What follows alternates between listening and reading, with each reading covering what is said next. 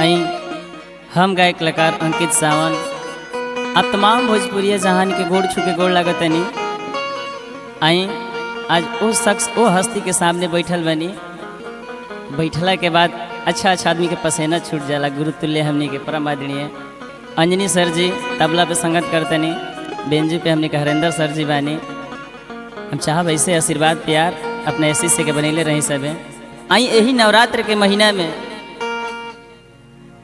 एगो भक्त ओ माई से गुहार विनती करत रहे, कहत रहे ए हो थावे के मोरी मैया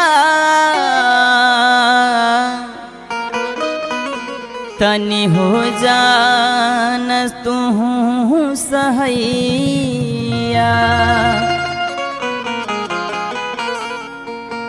हर दिन रात बलकवा तो हर गीतिया गावेला, घर आजाद भी मैया तो हर बेटा बोलावेला। भक्त कहले का ए हो थावे के मोरी मैया तनी हो जान तू सहैया।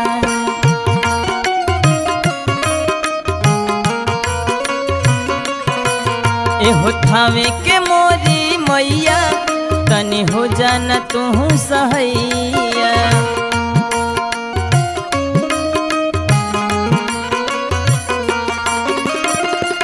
दिन रात बलकवा दिन रात बलकवा तोहर गीतिया गावेला, घरे आ जा देवी मैया तोहर बेटा बोलावेला।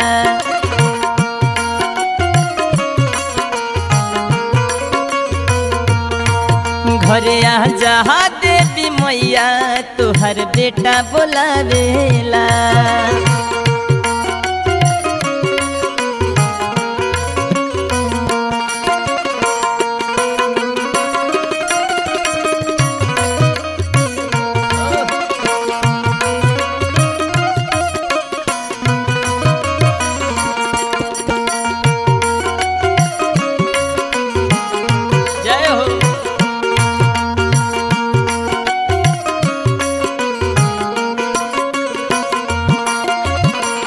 अन्हरा के आँख दिहलू कोधिया के कायमा,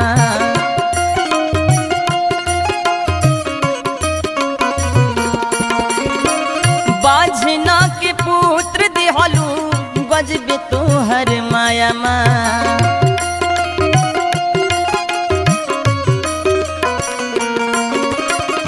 अन्हरा के आँख दिहलू कोधिया के कायमा, बाझना के पुत्र दिहलू गजबे तोहर मायामा। दिन रात सवनवा दिन रात अंकितवा तोहर गीतिया गावेला, घरे आ जा देवी मैया तोहर बेटा बोलावेला।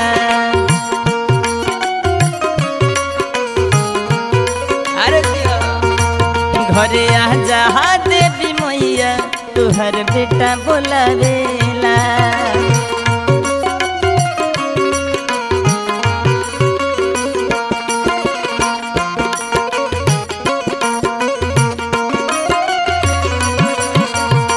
अरे अंजनी गुरुजी जोड़ा नहीं के यूपी बिहार में धन बने हरेंद्र भैया।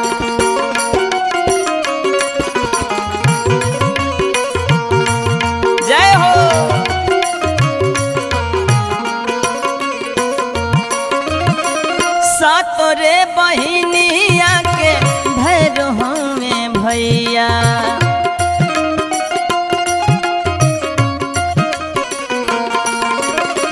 देखी और हौलवा माई के बढ़ला ललैया।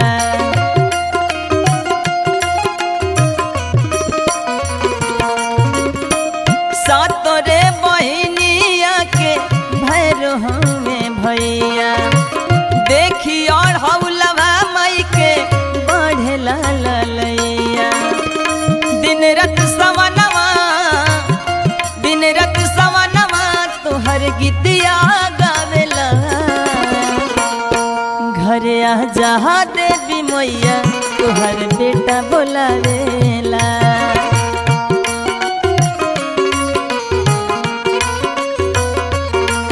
घरे आ जा देवी मैया तोहर बेटा बोलावेला।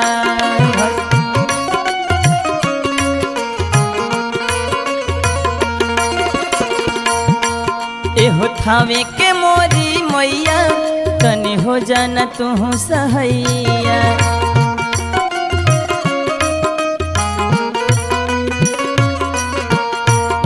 दिन रात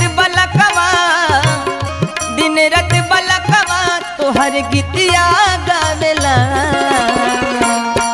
घरे आ जा देवी मैया तोहर बेटा बोलावेला।